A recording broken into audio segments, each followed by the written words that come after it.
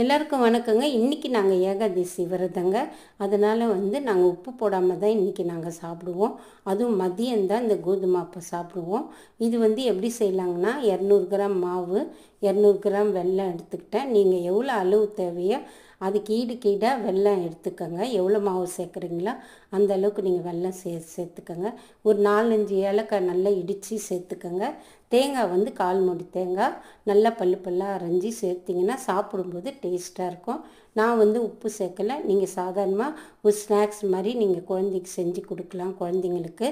இது வெல்லம் தேங்காய் சேர்த்து நீங்கள் கொடுக்குறதால அயன் சத்து வெல்லத்தில் இருக்கிறதால குழந்தைங்களுக்கு ரொம்ப நல்லது. ட்ரை பண்ணி பாருங்கள். இப்போ தேங்காய் சேர்த்து எல்லாம் நல்லா மாவை 10 நிமிஷம் ஊற வச்சுட்டு நல்லா கையில் கரைச்சிட்டு அதுக்கப்புறம் கொஞ்சம் எண்ணெயும் கொஞ்சம் நெய்யும் சேர்த்து ஊற்றி கொடுங்க. உடம்புக்கு நல்லது. இது நாங்கள் விரதத்துக்கு இதுதான் நாங்கள் எங்கள் வீட்டில் செஞ்சோம்.